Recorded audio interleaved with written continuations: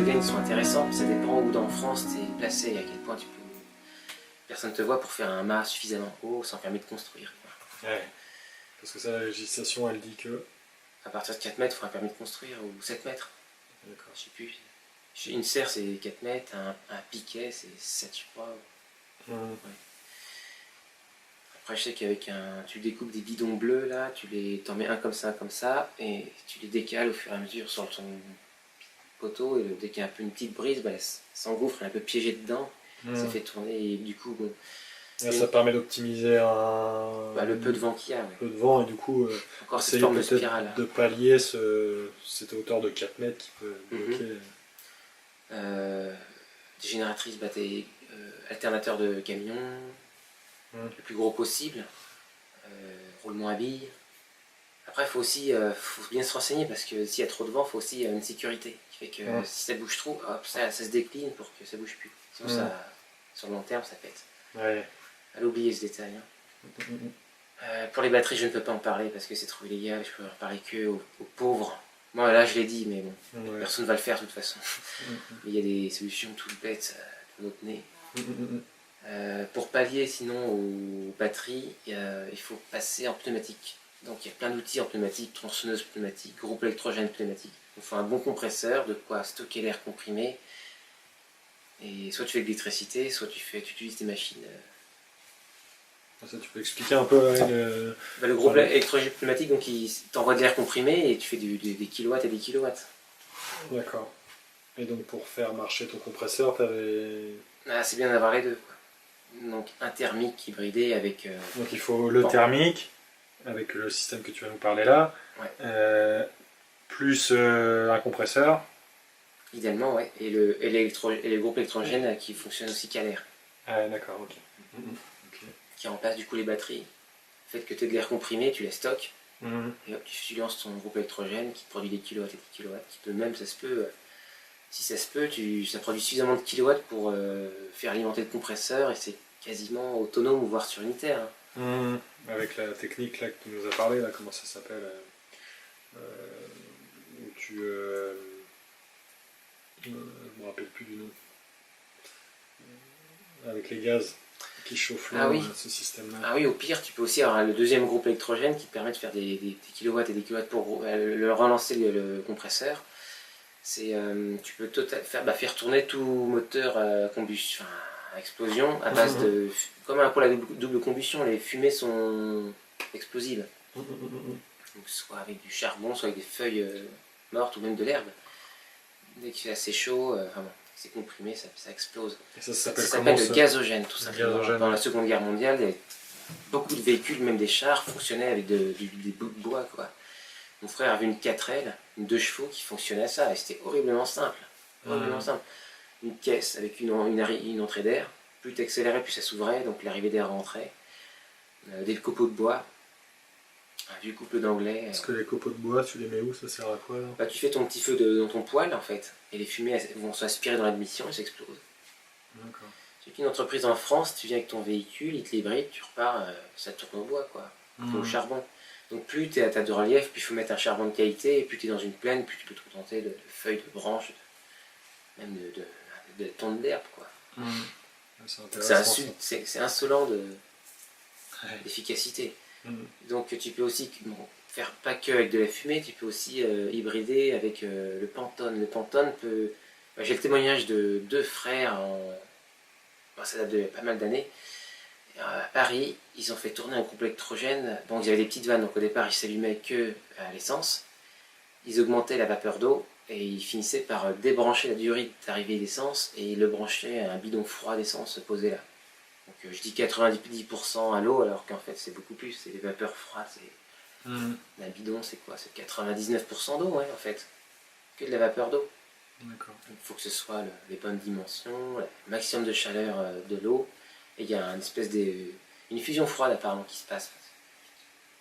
Il y a bien, quand tu démontes un Pantone, il y a un point bleuté, donc il y a bien un arc électrique qui se passe, mais si tu mets des sondes de température, il fait moins quelque chose de degrés, donc de 400-800 degrés à moins quelques. Donc on peut dire que c'est une fusion froide. D'accord. Donc ça c'est à retenir quoi, c'est le Pantone. Le Pantone. Pantone. Ouais. Ça marche mal sur voiture, c'est un régime pas assez constant. Ça marche bien sur tondeuse, groupe électrogène, péniche, et il y a le fameux tracteur 21 qui roulait à 80% quand il était en train de labourer en charge. Ça, de toute façon, tous ces trucs-là, le Pantone, on trouve des infos sur internet. Pantone.com, mais dilué dans la masse de tous les gens qui l'ont fait avec les voitures, et du coup, tu vois que du 7, du 10, du 7% de rendement, parce qu'ils font que sur voiture, c'est noyé dans la masse. Ah ouais. Alors, si tu tries bien, et à l'époque où les gens étaient pionniers un peu dedans, ils essayaient surtout, il y a le tracteur 21, le fameux. Donc lui, il a carrément mis une caisse avec plein de Pantone. Donc c'est une clé aussi. Oui, d'accord. Clé de réussite. 80% à l'eau. Donc c'est possible. Faut pas l'oublier. C'est pas parce que la majorité des gens font du 7, 4% de réussite, enfin de rendement, qu'il faut balayer les sujets d'un revers de main. C'est toujours pareil, hein. Même sur l'énergie libre, tout le monde se chie, du coup, ils balayent tout, alors qu'en fait, il y a des perles. 2700 brevets, 3700 brevets, je sais plus. C'est énorme, depuis 200 ans qu'ont été inventés plein de trucs. Sur l'énergie libre. D'accord. Il y a peu de gens qui l'utilisent pour eux, mais il y a des gens qui ont réussi des choses. Ouais. Le problème, c'est qu'il y a des moyens de détection quand tu pompes les terres. Par exemple, je crois que c'est Hubble. Ils peuvent voir ils détectent aussi les trous de verre. Ils cherchent les portails naturels ou des fois les artificiels. Mais une machine qui pompe les terres, l'énergie du vide se voit par certaines technologies. Et du coup, ils savent même des fois quelle technologie tu emploies à l'avance, en voyant la manière dont tu le pompes. C'est là qu'on voit les fameux Men in Black qui viennent te parler. Ou soit ça se passe bien, soit ça se passe pas mal. Dans certains cas, ça se passe bien. Les rares témoignages que j'ai, du coup, ça s'est bien passé. Ils me disent tu peux l'utiliser, mais t'en parles pas. Il y a des témoignages aussi où les gens, dans le milieu un peu énergie libre ou des rassemblements, ils voient une libellule qui est en fait artificielle. Ça fait un peu New Age et tout ça, mais conspirationniste, machin, ça fait complètement barré, mais il y a des insectes, il y a de la haute technologie en fait, les gens ils pensent qu'ils ont accès à tout, le monde sont gentils, tout ça, alors qu'il y a il y a une élite culturelle et des mêmes qui ont accès à des technologies de dingue, il y a des programmes secrets de recherche, mais plein, et nous on est là, on est cons à dire oh c'est n'importe quoi, pas possible. En fait il se passe de ces trucs. C'est un autre monde, un monde invisible. Carrément. Ça en est triste parce que 90% des gens ricanent, et toi tu es là avec ton information et tu es de plus en plus seul, quoi, en fait. Tu peux parler qu'avec des gens comme toi, donc il y a des dérives aussi. Je dis pas évidemment que tout est vrai, mais il y a des trucs de dingue qui sont vrais. Des trucs de dingue. On vit dans un monde de dingue, même des trucs devant le nez qui sont... Tu veux dire qu'il y a des scientifiques et tout, enfin des... Ah oui, aussi. Ils connaissent déjà ce phénomène-là, qu'on peut fabriquer de l'énergie libre et tout. Il y a des fuites, Mais du coup, c'est pas développé parce que... Oui, par exemple, toute notre mathématique, c'est basé sur les équations Maxwell qui décrivent la théorie des fluides, comment t'appelles ça, c'est pas la dynamique des fluides. Donc il y a 12 équations, on se sert de 2 pour toutes nos mathématiques. Alors que très souvent, non, on trouve des failles dans ces équations qui prouvent que finalement, s'il y a une faille, c'est que ça marche plus. Il y a un truc il y a des possibilités. Voilà. Les équations Maxwell. Par exemple, ils considèrent qu'un matériau ne peut pas être isolant et conducteur de courant. Et quand tu prends l'électrette, tu polarises tous les atomes de carbone, ça a un petit peu de courant. Et pourtant, c'est un isolant, c'est du carbone. Voilà une faille d'électrette. Là, il y a des Russes qui ont encore détruit... je ne sais plus quand, je ne saurais plus expliquer, mais il y a 2 chercheurs russes qui ont encore cassé une des équations de Maxwell. Donc en fait, les gens sont bornés comme ça, ils sont sûrs d'eux parce qu'ils ont tout l'appareil d'état étatique qu'on leur a appris à l'école. On leur dit c'est des spécialistes, ils ont fait des études, donc forcément ils sont sûrs d'eux, quoi. Et c'est la raison mère. Ils veulent pas entendre parler, ils ricanent et tu leur expliques les choses, et ben ils vont même pas chercher par eux-mêmes parce que ça les fait chier en fait. Ils veulent pas de l'inconnu, ils veulent du connu, ils veulent pas du trouble, ils veulent pas chercher. En fait, c'est pas des chercheurs, c'est des copies, et puis ils veulent gagner leur argent avec. Hein. Désespérant, c'est pas des vrais chercheurs, c'est pas des vrais curieux, quoi. C'est triste. Mais c'est les gens qui crient le plus fort qui ont raison. Hein. À un moment, il y a même l'effet Dunning-Kruger qui entre en jeu, et c'est ce qui fait que c'est les plus incompétents, les grandes gueules, les plus manipulateurs qui montent en puissance et qui se retrouvent à des postes clés, et c'est eux qu'on écoute. Et on leur fait confiance parce que c'est le haut de la pyramide pour nous, c'est l'élite. En fait, c'est les plus incompétents, comme nos présidents, tout ça, c'est avec le temps. On voit que ça frelate, et ça sera de pire en pire. Et souvent, ils sont sous un modèle un peu simple, en fait. Bah, ça c'est pur. Un modèle pur. qui De plus va en plus, et voilà, démagogique et émotif, animalisé, Ouais, puis un modèle américain, quoi. qui évolue pas plus que ça, en fait. Non, ça dégénère. Ouais. Pas nos présidents, c'est très visible, hein, leur manière de parler, de plus en plus. C'est-à-dire Bah, Mitterrand, comme il parlait par rapport à Chirac, par rapport à Sarkozy, à Casto pauvre con, à l'autre, les descendants, machin, il parlait très mal aussi, Hollande. L'autre, il va dire des conneries, sûrement. Ça commence déjà, sûrement. Alors qu'avant, il y avait beaucoup plus de respect, déjà. Oui, les débats télévisés, attention. Langage soutenu. Même au Moyen-Âge, ils avaient c'était poète, limite, comment ils parlaient. C'était magnifique. Et voilà, voilà, il y a une forme de dégénérescence à certains niveaux. D'accord. Ok. Bah, ouais, pour finir, moi déjà j'ai une petite question aussi. Parce que du coup, comment d'être dans ce mode de fonctionnement-là, cette nouvelle démarche que tu as fait déjà depuis des années, en fait ça te libère énormément de temps, comme tu dis. Ah, j'ai du temps. Et du coup, c'est ça qui te permet, parce qu'on voit que tu as quand même acquis beaucoup de connaissances et tout, c'est ce temps-là qui t'a permis de... Bah, je ne le redistribuerai pas, je serais gêné. Comme dit Soral, si tu accumules de l'information voracement et que tu ne le redistribues pas, tu es un parasite. Parce qu'il faut plein de gens qui bossent pour pouvoir ne pas bosser, toi. C'est grâce au RSA et à ma mère. Il y a plein de choses que. C'est pas moi qui ai fait les fringues, c'est pas moi qui ai fait la tasse, c'est pas moi qui ai fait la chose, c'est pas moi qui ai ramené le sable. C'est une entreprise qui ne produit rien. Et si tu peux ne pas bosser et t'instruire, c'est un luxe qu'il faut arriver à redistribuer. Pas toujours facile. Parce qu'il y a très peu de curieux, très peu de gens qui ont l'oreille, très peu de gens ouverts, beaucoup d'esprits viagers dans leur tête. Même des jeunes, mais pas ouverts, donc c'est déjà des vieux, quoi, quelque part. L'ouverture, à la fois, t'es fragile. Quelqu'un d'ouvert, il va choper des maladies presque.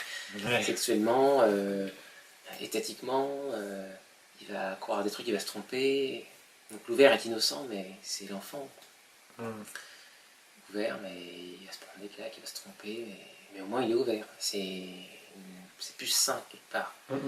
Ouvert, mais souffreteux, parce qu'il n'a pas sa carapace, il n'a pas pétri de certitude. Et ça, je préfère parler avec les jeunes qui sont en état de... un mal-être que même moi-même j'ai et que presque je cultive, quoi, de la culpabilité, tout ça, parce que c'est... La culpabilité, par exemple, te permet de remettre en question par rapport à ta chance, à quel point tu as eu de la chance et il faut la redistribuer, cette chance. Du coup, quand tu rentres dans ce genre de choses où tu as beaucoup plus de liberté, du coup, est-ce que ça t'amène du coup à la soif de la connaissance, quoi. Du coup, c'est là que tu t'ouvres à ce genre de choses, à avoir de plus en plus envie d'apprendre, le plaisir d'apprendre, tu vois. Ouais, ça c'est ça. Je crois que ça vient avec les parents, l'éducation. Ça, si tu as été élevé, parce que c'est connu, hein, les gens qui restent devant la télé petits, ils savent pas dessiner. Un enfant qui n'a pas eu de télé, bah, il va savoir dessiner, jouer avec des bâtons, avec rien, il se sera ennuyé, du coup il aura réussi à transmuter l'ennui pour faire plein d'activités. Alors celui, il a plus de télé, il a plus sa Game Boy, machin, il ne saura plus quoi faire, il sentira un vide intérieur, il ne saura rien faire. S'il sent quelque chose, il verra que les autres savent mieux faire que lui, il se sentira nul. Et... De toute façon, dès que tu vois quelqu'un qui gère bien quelque chose, tu te sens comme une merde, quoi. Tu vois un mec de ton âge ou plus jeune que toi qui sait gérer quelque chose, qui graphite construit, tu te sens mal, quoi, tu te sens nul. Et je le ressens des fois quand je vois quelqu'un de compétent. Des fois, il y en a qui passent, qui savent faire des choses, c'est normal. C'est désagréable, mais comme ça, quoi. Il y a peut-être plein de choses à dire. C'était quoi la question? Ah oui, donc quelqu'un qui a la curiosité, il a l'amour. Si quelqu'un est suicidaire, il va s'intéresser à rien. Donc si ton enfant, tu l'as élevé dans la nature, c'est le meilleur endroit pour s'épanouir parce que c'est énormément de diversité, de couleurs, de beauté. Et du coup, les paysages, les animaux, tout ça, ça fait que tu es ouvert et du coup, tu vas être curieux. C'est ça que tu veux dire. Ouais. C'est la nature qui t'ouvre. Ouais, donc peut-être plus d'avoir vécu plus en campagne et tout. Je leur dois ça carrément. C'est les parents, c'est ce que tu veux dire que les parents... C'est grâce à mes vacances. Et leur ouverture à la nature, évidemment. Ouais, ils étaient passionnés d'escalade, de pêche, de kayak, de surf. Et donc pour toi, la nature ouvre en fait. Ah ouais. plus tu as un environnement riche, plus tu as de neurones presque. De ton QI augmente. Plus tu es dans un endroit stérile, aseptisé, plus tu es abéti. Donc c'est la richesse, la beauté, toutes ces sensations, tous ces décors, toutes ces ambiances. Donc à la base c'est inconscient hein, déjà au départ. Ouais, voilà, la curiosité c'est lié à la beauté que... Sora dit, le travail d'un père c'est de montrer ce qui est juste et beau. Tout simplement. Priorité donc, ce qui est beau, tu lui remontres ce qui est beau et juste, et ça suffit. C'est vrai que c'est très juste. J'aime bien les petites phrases qui passent inaperçues aux yeux de tout le monde, alors qu'en fait c'est une magnifique perle. Ouais, bien sûr. Alors, il en dit plein, hein, même si il a des très critiquables et il y a plein de gens qui le détestent, je le comprends, mais il faut plus s'intéresser au message qu'à la personne. Clairement. Donc ouais, pour bien répéter, ouais, c'est bien la nature en fait qui t'a ouvert, clairement. Qui t'a permis d'ouvrir en fait. Ouais. Il y a un lien vraiment fort entre nature et ouverture d'esprit. J'ai vu des jeunes, à l'époque j'avais quoi, 16 ans, 17 ans, ils n'étaient jamais allés en forêt. C'était en ville, ils connaissaient que les parcs. Et ces gens-là, ils bossent, tout ça, mais ils se rendent... Quand tu es dans un cadre, tu te rends pas compte de la vastitude des choses, est pas plus vaste et diverse que la nature. Si tu vis dans un peu comme les poissons, tu le mets dans un bloc, enfin un contenant, après tu le mets dans un lac, il va rester très longtemps dans les périmètres de son classe. Ouais. C'est ça. Donc là, tu fais le parallèle entre, enfin pas le parallèle, mais la différence entre quelqu'un qui a pu évoluer en ville, qui serait plus dans quelque chose, dans un bocal, c'est ça? Ah oui, c'est inconnu total. J'ai vu un mec, il avait quoi, 23 ans, sa pire peur, c'est de se retrouver en pleine nuit dans la nature, quoi. Parce qu'il connaît pas la nature. Ouais, c'est ça. C'est trop d'inconnu la nature, alors qu'en fait c'est notre meilleur allié. Si tu sais reconnaître, tu as plein de bouffe, tu sais comment construire, c'est notre meilleur ami. Parce que sinon tu dois t'aliéner pour le payer avec la société qui pioche dans la nature de manière brutale, avec des grosses entreprises, des multinationales et plein d'esclaves. C'est un serpent qui se mord la queue, donc faut pas adhérer. C'est Gandhi qui disait il n'y a pas de fierté, non, il n'y a pas de raison, non, il n'y a pas de... Il n'y a aucune raison, il n'y a aucune fierté, il n'y a aucune raison de s'intégrer à une société malade, quoi, quelque part. D'accord. Donc la nature ouvre l'esprit, quoi. Ouais. Parce que si tu... J'essaye un peu de répéter un peu tout ça. Ouais, si tu... De mon point de vue, évidemment. Ouais, non, mais je le partage pas mal aussi, du coup. Enfin, moi, ça m'ouvre à ça aussi, du coup. Du coup, après, si quelqu'un vit en ville mais part de temps en temps à la campagne, il a plus de chances de... Ça compense. Ouais, ça compense. Quelqu'un qui ne connaît pas la campagne, genre un mec des cités qui n'est jamais sorti vraiment de son milieu. Ou alors il était au bled, mais c'est pourrave, quoi. C'est pauvre, c'est dégueu. Donc tu dis pas que c'est impossible de s'ouvrir quand on est en ville, mais non, jamais, mais c'est plus facile. Ouais, c'est ça. Moi j'ai eu cette facilité, j'ai eu cette chance, j'ai vu tellement de belles choses, quoi. Le monde est tellement beau, et la France est magnifique, t'as plus envie de partir, même s'il y a des centrales, il y a plein de problèmes. La France est tellement belle, magnifique, magnifique. Il y a peu de gens, il faut de l'argent, hein. Donc maintenant ça devient difficile de prendre du temps pour se promener. Il faut une voiture, il faut du pétrole, machin, pour aller voir des magnifiques des châteaux troglodytes et tout, des falaises, se balader, enfin, faut savoir où aller. Et les gens, ils savent pas quoi faire, ils s'ennuient, il leur faut un truc à acheter, à consommer. Que veux-tu consommer d'un beau paysage, t'es là, tu peux pas le prendre, t'es obligé de t'ouvrir avec. Et à force de voyager, tu te rends compte que finalement, c'est intérieur. Hein. Ça te ramène à toi-même. Quel que soit l'environnement, tu respireras pareil, le même bonheur à respirer, mais ça t'incite à être bien. Quand tu entends des belles choses, tu écoutes un oiseau, tu vas automatiquement avoir une grande expiration du bas-ventre et un grand soupir d'apaisement, quoi. Et ça devient quand c'est beau, ou quand quelqu'un te dit des trucs justes ou agréables. Et tu soupires, tu lâches, tu t'ouvres. Il n'est pas plus rayonnant quelqu'un de calme. Et du coup, j'ai cru entendre dire que tu parlais aussi du voyage, en fait, du mouvement. Il n'y a pas forcément besoin de voyager en permanence pour être heureux, c'est ça? À la fois oui, à la fois non. Si jamais tu as bougé, bah, tu auras tout le temps envie de bouger, tu auras l'impression d'avoir raté quelque chose. Si tu as beaucoup bougé, bah, au bout d'un moment, tu as envie de te poser et tu te rends compte que même bouger par-ci par-là, bah, qu'est-ce que ça amène d'aller dans un autre pays? Qu'est-ce que tu apportes à part de l'argent? Est-ce que c'est vraiment sain? En quoi tu es légitime de brûler autant de pétrole?